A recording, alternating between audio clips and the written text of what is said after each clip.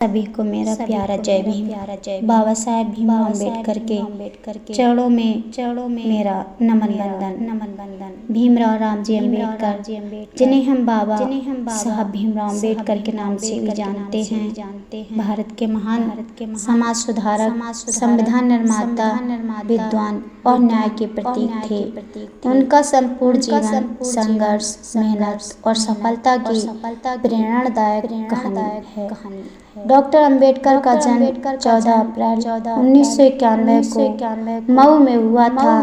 उनके पिता का नाम रामजी सकपाल और माता का नाम भीमाबाई सकपाल था। वे एक गरीब परिवार में थे और समाज में जाति भेदभाव का सामना उन्हें हमेशा ही करना पड़ता था। भीमराव अम्बेडकर बचपन से ही बहुत विद्वान थे और उन्हें बचपन से ही स्कूल में जाति को लेकर भेदभाव सहना पड़ता था। यहाँ तक कि उन्हें कक्षा से अलग बैठाया जाता था, पानी तक छूने नहीं दिया जाता था। कई बार अध्यापक भी उन्हें बराबरी का व्यवहार नहीं देते थे, लेकिन इन कठिनाइयों ने उन्हें कभी कमजोर नहीं पड़ने दिया, बल्कि और मजबूत बना दिया। डॉक्टर अम्बेडकर पढ़ाई में बहुत तेज थे। उन्होंने मेहनत से स्कूल की पढ़ाई पूरी की और आगे की शिक्षा के लिए छात्रवृत्ति प्राप्त की। उन्होंने यूनिवर्सिटी ऑफ बॉम्बे से पढ़ाई की। बाद में विदेश गए और कोलंबिया यूनिवर्सिटी से MA और PhD की डिग्री ली। फिर लंदन स्कूल ऑफ इकोनॉमिक्स से भी उच्च शिक्षा प्राप्त की। उस समय विदेश जाकर पढ़ना बहुत बड़ी बात थी। भारत लौटने के बाद उन्होंने देखा कि समाज में गरीबों और कमजोर लोगों के साथ अन्याय हो रहा है। उन्होंने उनके अधिकारों के लिए आवाज उठाई। उन्होंने लोगों को शिक्षा लेने, संगठित होने और संघर्ष करने का संदेश दिया।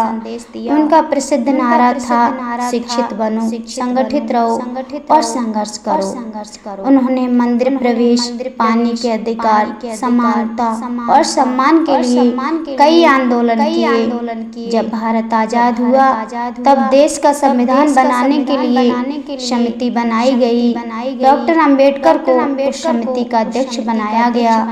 उन्होंने भारत का संविधान तैयार करने में सबसे बड़ा योगदान दिया।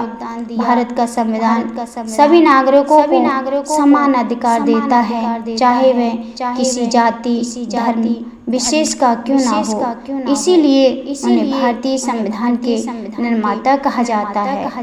आजादी के बाद वे भारत के पहले कानून मंत्री बने।